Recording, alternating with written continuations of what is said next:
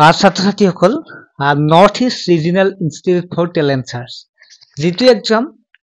class 1 পৰা 12 লৈকে দিব পাৰি এই এক্সামটোৰ কাৰণে বহুত অভিভাৱক বিশেষকৈ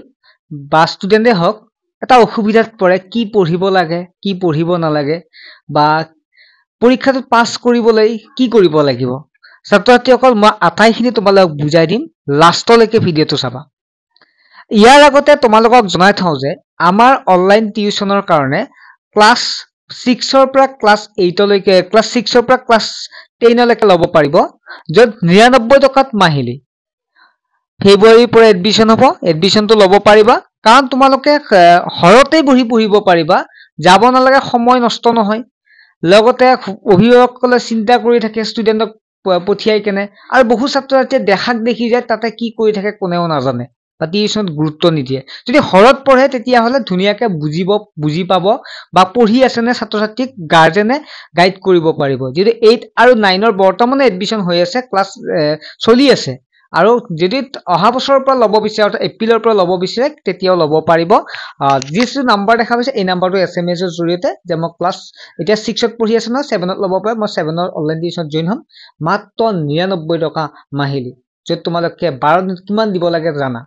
এতিয়া আমি মেইন কথাটো লৈ আহিছো ঠিক আছে মেইন কথাটো কি যে এই নেৰিটছ পৰীক্ষাটোত কি পঢ়িব লাগিব এই নেৰিটছ পৰীক্ষাটোৰ কাৰণে সাবজেক্ট কেনে ধৰণৰ থাকে আমি যদি 1 ৰ পৰা 5 লৈকে চাও কি থাকে ম্যাথছ থাকে তাৰ পিছত জিকে থাকে জেনাৰেল নলেজ তাৰ পিছত পিকচাৰ ডিটেকচন থাকে তাৰ পিছত থাকে আৰু পিকচাৰ ডিটেকচন ম্যাথছ থাকিল সোশিয়াল থাকে ঠিক আছে যিটো পৰিবেশ বিজ্ঞান পৰিবেশৰ ওপৰতে পৰিবেশ বিজ্ঞান বুলি কোৱা হয় এনেকুৱাকে আৰু অসমীয়া ব্যাকৰণ থাকে য'ত 120 নম্বৰ থাকে এতিয়া আজিকিটা জিকে বা হেকিটা বাহিৰা চাবই লাগিব পিকচাৰ ডিটেকচন চাবই লাগিব কোড চাব ছাত্ৰ ছাত্ৰীসকলৰ বাবে ক্লাছ আৰু লগতে ক্লাছ তাৰ ওপৰখিনিত যুক্তিতৰ মানে ৰিজনিং থাকে ঠিক ইংলিশ থাকে সায়েন্স থাকে তেনেকুৱা থাকে গতিকে তাৰ বাবে মই ক্লাছ 2 ৰ পৰা ক্লাছ 10 লৈকে ঠিক আছে 10 ৰ যেটো মেট্ৰিকে দিব ক্লাছ 9 লৈকে কি পাব যে ইবুক লাভ কৰিব পাৰিব প্ৰিভিয়াস কুৱেশ্যন পাব আগৰ কুৱেশ্যনটো ভেৰি ইম্পৰ্টেন্ট চাবৰ কাৰণে কেনেকুৱা প্ৰশ্ন হৈছে বা আধি কুৱেশ্যন পেপাৰ যিখিনি মোৰ লগত আছে মই দিব পাৰিম মাত্ৰ 30 টকা এটা পেমেন্ট কৰিলে এই আটাইখিনি পাব ঠিক আছে এইখিনি ধুনিয়াকে চালে আৰু আগৰ ভিডিও বিলাকো দিয়া আছে চাব আৰু কোৰ্সৰ যিখিনি আছে সেইখিনি ধুনিয়াকে চাব